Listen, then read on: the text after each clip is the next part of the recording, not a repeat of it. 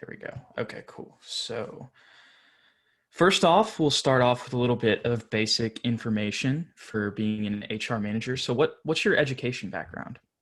So I graduated from Texas State University in 2020, and I graduated with a psychology major and a leadership studies minor. When I was in my undergrad, I just realized that I liked psychology, but I really liked the more business aspect of it more so. So when I went to grad school, I went to Ohio State University, and I graduated with a master's in human resources management, and that's where we are now. Gotcha. So what would you say are your strengths coming into this position? I think one of my biggest strengths is that I know how to be a leader and a follower, which most people are either always a leader or always a follower. So I know when the time is right to step up and be that leader, but I also know when the time is right to be a follower and listen to others. I also would say I'm very organized. I work well under high pressure environments, and I'm good at being able to adapt to fast changing situations. Okay, awesome. So what are some things that you think you feel like you need to work on or some of your weaknesses? I think that I can sometimes be a people pleaser. I will say yes to just about everything without thinking about how I can do all the things that people are asking of me. And I'm also sometimes can be with being a people pleaser. I can also be passive. I will do anything to please people and let people take advantage of me in a sense. So that can sometimes go back to hurt me when I just sometimes overwork myself and commit to too much stuff. Are you doing anything specifically right now to work on that people pleasing and just trying to make sure that you have your needs and your position's needs in your first line of priorities?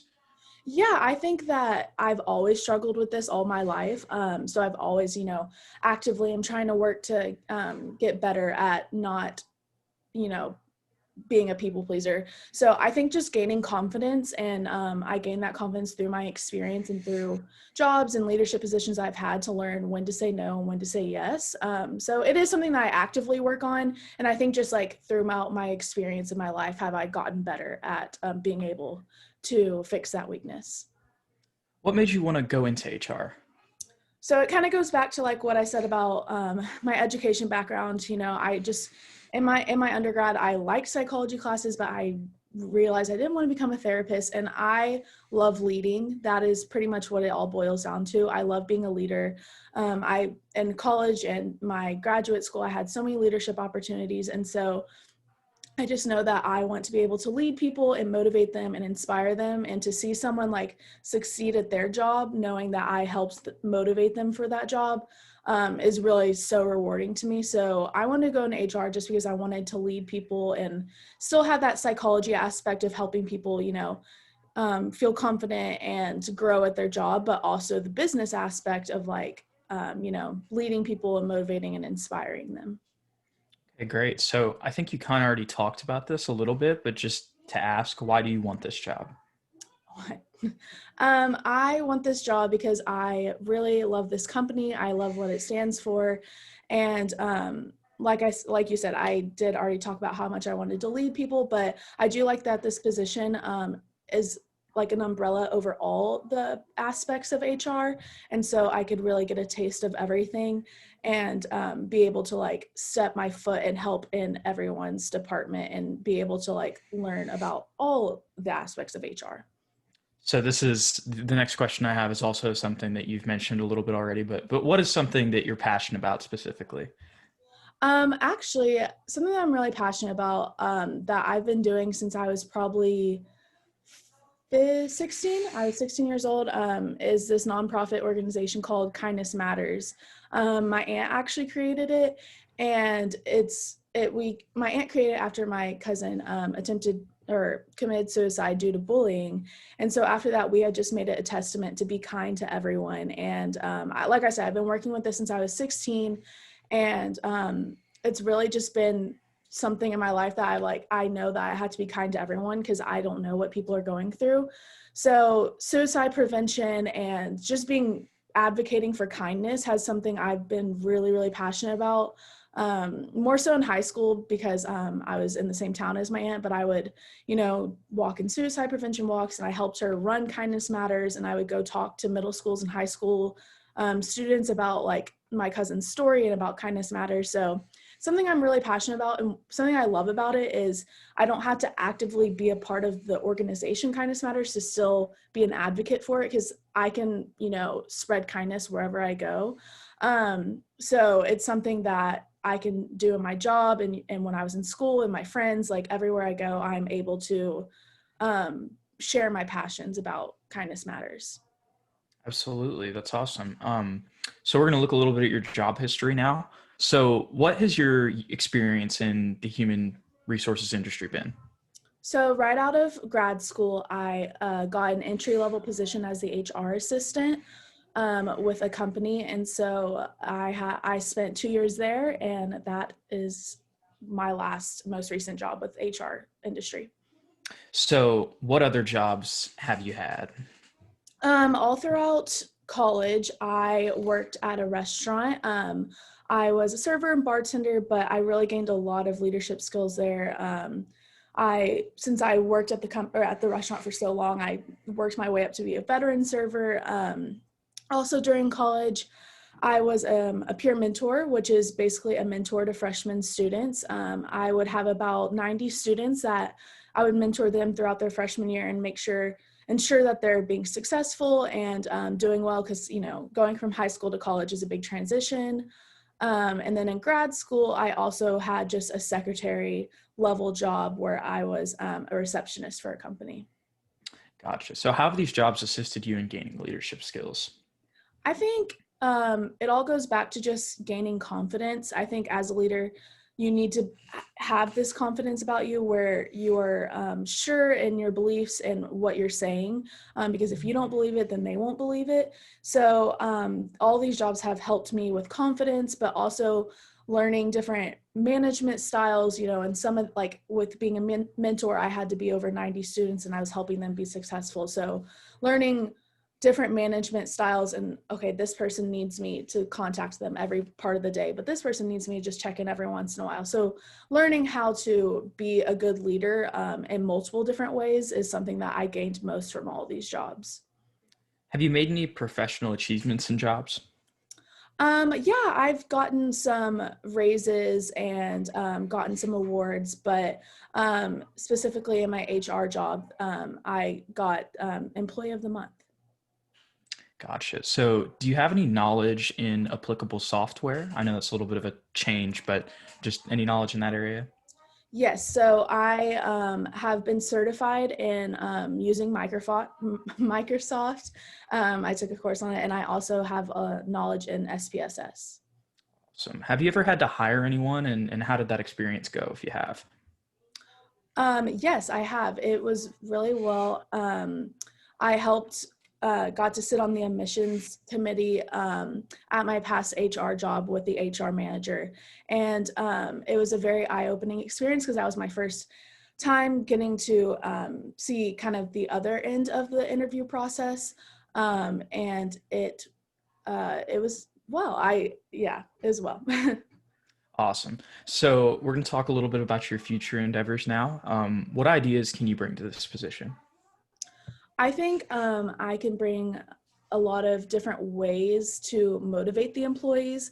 I have had experience back in my undergrad with my sorority. I was over 7 different positions, and I had to conduct trainings 3 times a year. So I really got creative with motivating all the girls in their positions and being able to assist them in their everyday duties.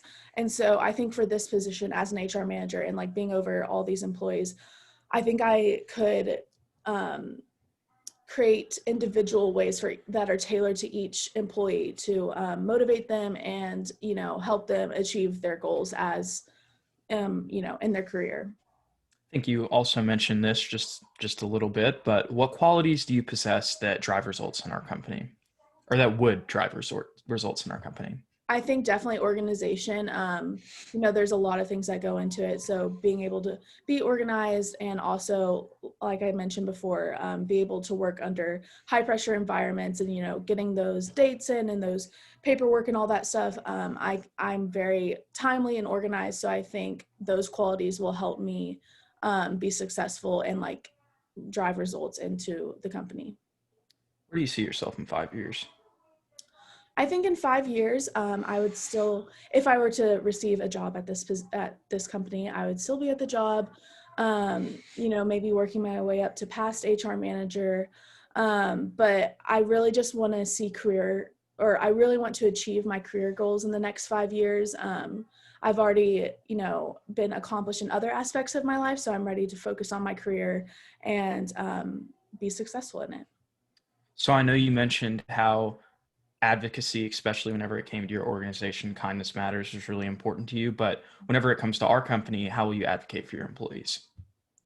I think as an HR manager, your biggest goal and your priority should be advocating for your employees because a lot of times no one else will. So, like I said, going back to just the individuality of my leadership and not having one blanket way of leadership and management will really help my employees in this situation. So getting to know my employees like one-on-one and personally will really help me advocate for them because I will know, their personal problems and how they're doing in their job and everything like that. And for them to be able to not be scared of me and not feel intimidated by me and just so they know that they can come to me with anything is, I think, personally the best form of management. And so once I am aware of their life and their personal goals and everything, that's how I can advocate for them as long as I'm aware of the problems. Awesome. Well, we'll finish up with some real life scenarios. So tell me about a time that you had to deal with an unhappy boss, customer, friend, professor, sibling, etc. So I'll actually go back to when I was in my undergrad. And like I said, I had a position where I was over 7 girls. And one of the girls, she messaged me that day and said that she could not come to the event tonight where she had a speaking role and really didn't give me much information. And so I replied back and I said, I'm sorry, that's not really acceptable. You have a big part in this. I need you to be there tonight. And that made her really upset. She was a burnt out senior, if that tells you anything.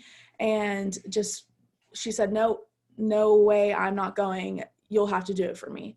And so I think when there's people that are unhappy, you have to first let them calm down and let the emotions get out and before you say anything that is emotionally driven.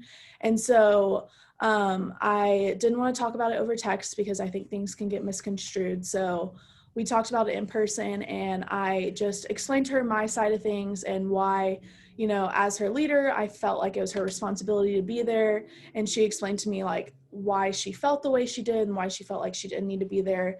And so I think, especially like I said, when people are unhappy, just like I think time is a really good aspect and something that will help you in this case, just because you don't want to say anything that you're going to regret.